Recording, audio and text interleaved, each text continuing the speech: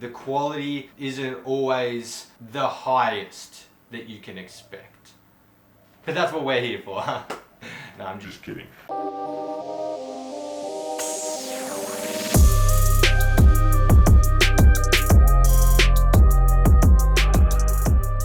New day, new me. We're back again. Another day of creating videos. This is the second day that marks our 1 week video challenge. Things are going smooth. I posted a video yesterday and now I'm going to make another video. Today, I've actually got a really cool one lined up. I've been meaning to create this for a while. I've been designing a logo for a person called Zach Perner. I'm not too sure if you've heard of him on Instagram. He kind of does fitness, personal training and diet kind of stuff.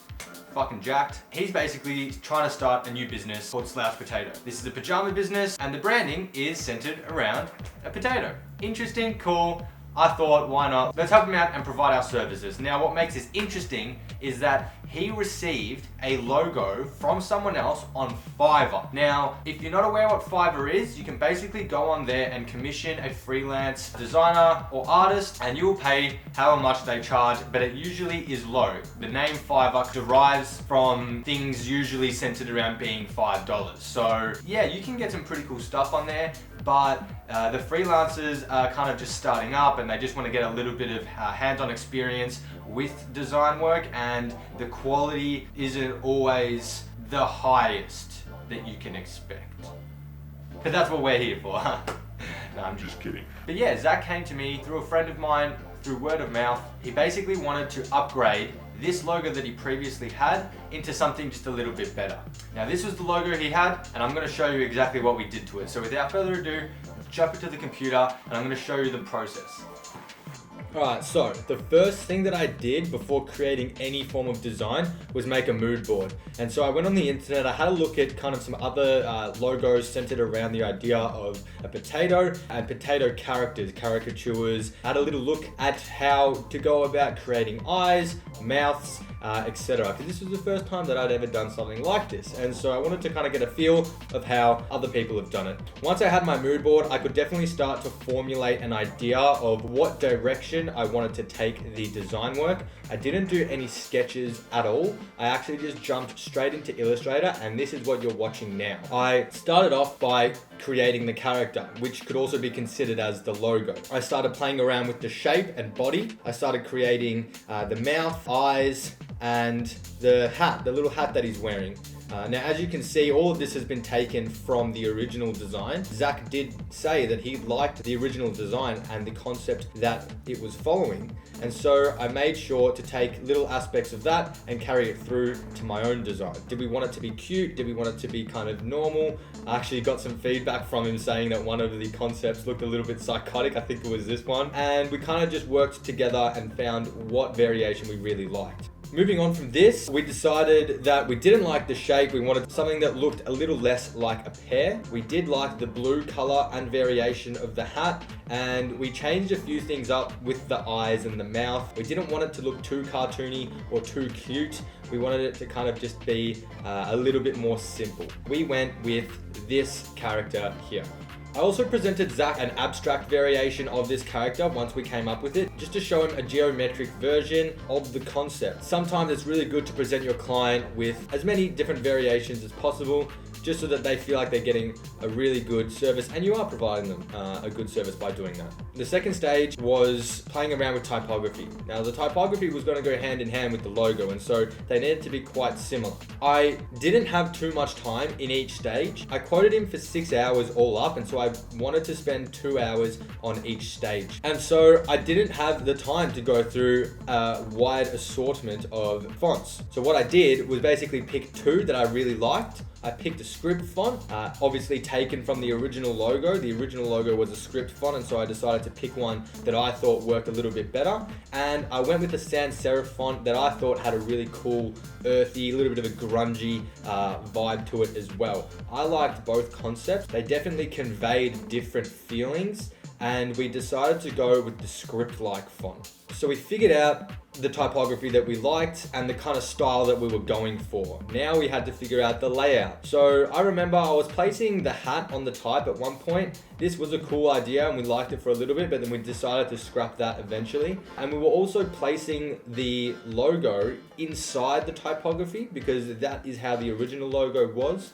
And I was also showing him some different variety of how the logo could sit a little bit towards the right hand side of the type as well. After some time of playing around with colors, layout, and showing him a wide variety of different options, we decided to go with this concept. I advised that this color palette was the best because the colors that are used in the type at some points actually overlay with the logo. It created a really nice relationship between the two, and I thought that this was the best way to go about it. During this stage, I also made sure to show Zach how the logo was going to look on a white background and on a black background. This positive-negative relationship is really important. I always make sure to adapt whatever logo I'm creating in these variations so that later down the track, my client doesn't have a difficult time. So we had pretty much the logo, the layout, the colors, and the positioning all set in stone, and we were really happy with what we were going with.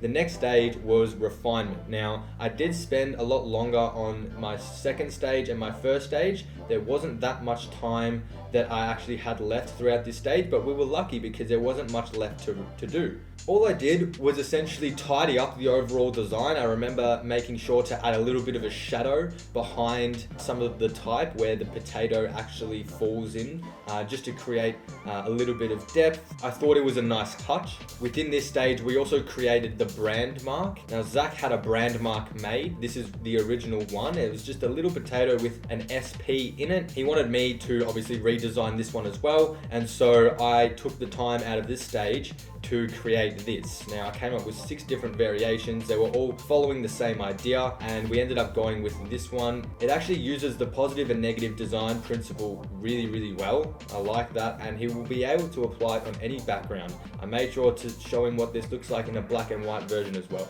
And once I had this made, everything was essentially done. I was really happy with how it was looking. It was definitely revamped. We managed to fit everything in with the time allocated. And so with a small portion of what was left, I made sure to export every single piece of artwork, not only combined, for example, the logo and the typography together, but also separate. Make sure when you're dealing with this kind of client work, you want to provide them with this kind of stuff because there will be times where they need to use it separately. And this is what you're witnessing right now, the exporting process. I packaged it up nicely in a folder for Zach and labeled everything accordingly.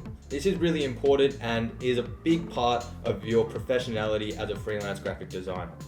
Once this was done, I sent him the invoice and happy days. The project was over and it didn't really take too long. I feel like because I already had the logo pre-made, the concept was already there. All I had to do was kind of just apply a little bit more of my own design expertise towards the logo. I don't want to judge too much, but I feel like the original designer was still kind of in the early stages of learning graphic design and Adobe Illustrator, and hats off to them for going out and putting themselves out there on Fiverr and trying their very best to create logo design. Overall, it was a really, really fun project to work on. Zach was a really awesome client to deal with, and I'm really, really happy with the end result, and I really hope his business venture goes really well. I hope I've taught you guys something. Like I always say, guys, if you have any questions, please let me know in the comments below. I love to answer everything and I want to help you guys as much as I can. Feel free by helping me out, hit the like button, subscribe if you want to continue learning about graphic design and digital art, and I will see you guys in the next one.